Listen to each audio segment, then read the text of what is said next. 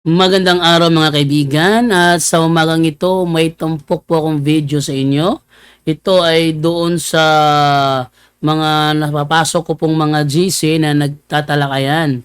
Kaya sa mga bago pa po sa aking channel, please po don't forget to hit the subscribe button at ang notification bell para maging notified kayo sa bawat video na ilalabas ko sa channel na ito. Kaya wag na po nating patagalin, simulan na po natin.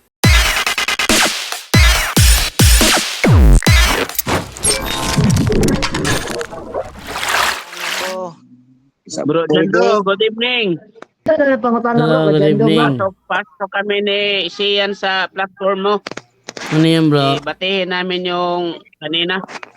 Sino yun? Yung kanina ba, batihin namin yung kanina na pagka-equal ng Diyos, saka yung Diyos Ama, saka yung anak. Kanina?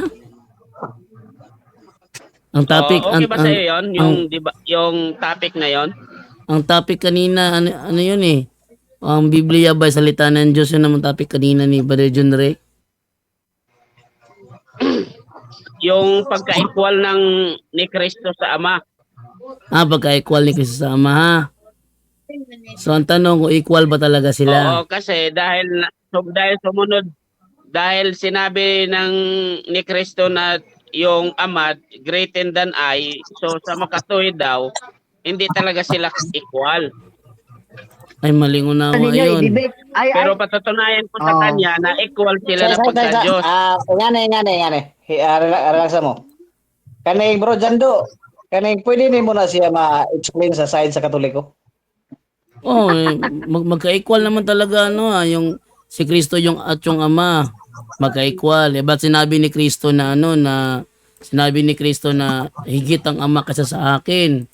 Yun dahil hinubad niya ang kanyang pagkapantay sa Diyos nung siya nagkatawang tao. Nasa Biblia yan, di ba? Hindi nyo nabasa? Yun yung patunayan ko. Nasa Biblia yun. Hinubad niya ang kanyang pagkapantay sa Diyos. Anong uhubarin niya kung hindi sila magkapantay? Hinubad niya talaga yung pagkapantay niya sa Diyos. Bro Jomar, niya na. Yun na nga. Hinubad niya. Kanya na ka bro Jomar, sila sa kaya manalaman mo. Yun ay nasa Pilipos 2:5. Sabi ganito, mangagkaroon kayo sa inyo ng pag-iisip na ito'y na kay Kristo Jesus din naman. Na siya bagamat nasaan yung Diyos, ay hindi niya inaring isang bagay na nararapat pananglan ang pagkapantay niya sa Diyos.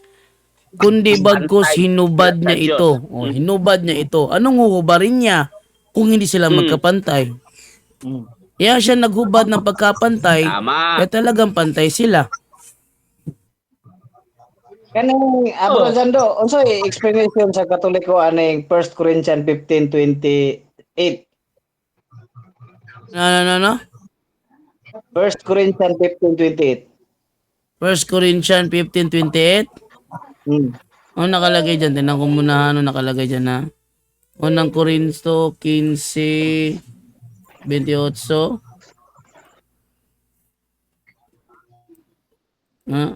At kapag ang lahat ay nasa ilalim na ng kapangyarihan ng anak, ipapailalim na naman siya sa kapangyarihan ng Diyos na naglagay sa lahat ng bagay sa ilalim ng kapangyarihan niya.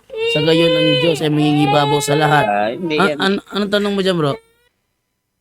Unsa explanation ninyo ana? Kasi among explanation na? Sa Roman Catholic. Buti pa sabot kanang ang authority ni Kristo nga giyatag sa amahan sa iyahan nang iyan ang ibalik sa amahan. Tagama siya authority sa amahan. Tanan na yung mga iyan ang panahon na ngayon ibalik sa amahan para ang amahan mangibabaw sa tanan. Therefore dili siya mo ang amahan. Yun na yung time. Yun na yung time. Sa ngayon, si Kristo siya yung nangingibabaw ngayon. Dahil lahat ng ginagawa kay Kristo ay karangalan sa Ama. Yes, kaluwalhatian ng Ama yan. Okay na ba? Bro Jando, narabat tayo kandre bro Jando. Itiis bro Jando. Kasi may na-atheist? May faith din. Ano na may atheist? Sa may cause atheist? Ilang pagtuo? Si bro, ay si Sister Chiana. Pero hindi siya against sa ano ng Katoliko, bro. Atheist, Ano siya? atheist ba din na siya? Bro, Gente, explain mo nga. Explain mo nga, bro, Gente. Sino atheist? Si? Wama. Si Ma'am Kanang Chiana. China daw. Si Ma'am Chiana. Asa Pero may, hindi siya against sa Katoliko, bro. asa may Ma'am Yung Cha? ano niya, talagang sa Katoliko. Kaya yun yung sinasabi ni Kristo na kung hindi against sa ano natin, hindi natin ano, hayaan lang. So, usay pagtuo niya sa Ginoo, tuo siya Ginoo di.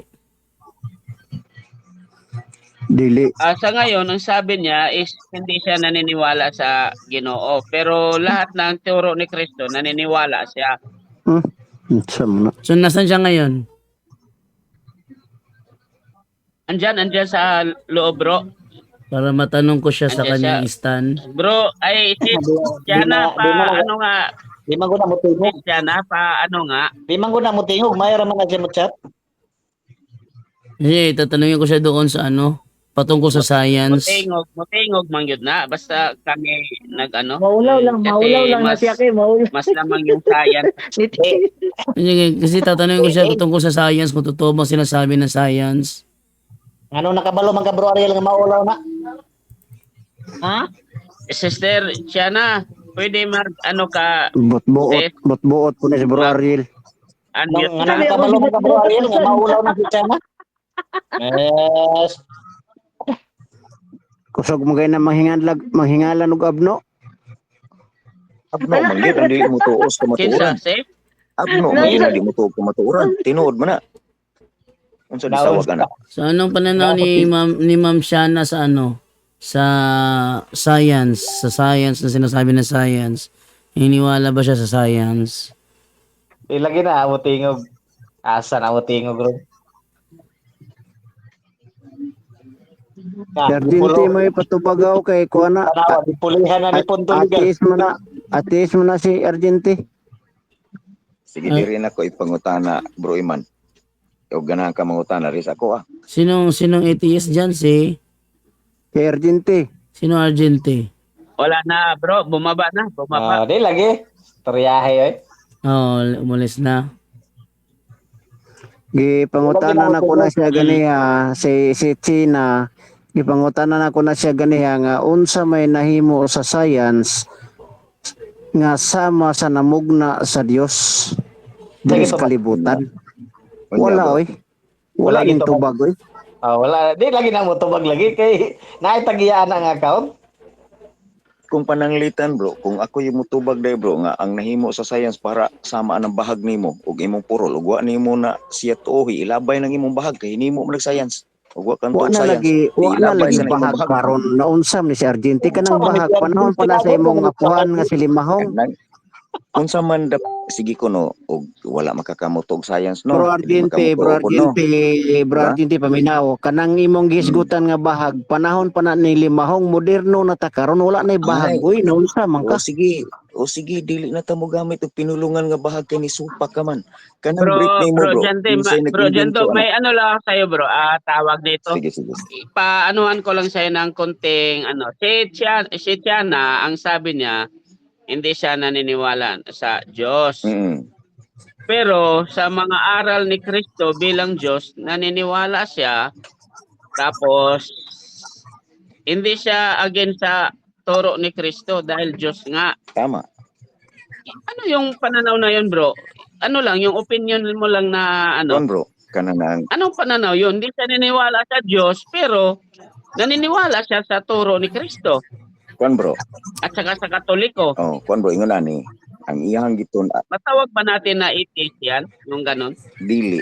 Atheist, hindi Ano lang naniniwala siya, sa Diyos. Kinukover. Pamina sa kadiyot ha. Ingon ani ang explanation ako ha.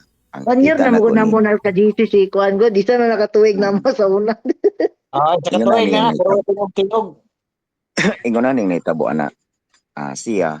Ay na ko siya sa Argente mo na may siya diha doon sa sa may explain sa pagkatao ni Juan ni China. Agoy, sapa man bro. Ay sa bro, ma-explain ta bro. Ay sagsapa bro. Reality yan, bro. Ayaan mo muna. Explain lang. Yun aning. For opinion lang din naman ni Bro Jando yan kung ano yung opinion niya. Kung Yun aning. mayroon pa siyang ano o Kamo lang Wala sa ni dra. tabo na ha. Tulog na ko eh. Matulog na po ko, bye-bye. Ayan po, so yun po nangyari. Meron palang atheist na pumapasok sa GC dahil pagdiskusyon. At isa sa kanyang mga katuruan is hindi totoo ang Diyos. Kaya yun, hindi daw makapantay ang ama at ang anak. Ito totoo ang Diyos. Kaya ang ako'y nakapasok doon, tayo naman nagbigay naman ng konting pahayag para bigyang linaw yung kanilang issue na pinag-uusapan. Ito po si Jando Alabado. Nasabi po sa inyo, paalam po. At namaya, abangan nyo po yung mga another upload o live dito lamang sa aking programa sa Straight to the Point. Straight to the point. Live on the spot. On the spot. Paalam na po sa inyong lahat. Bye-bye.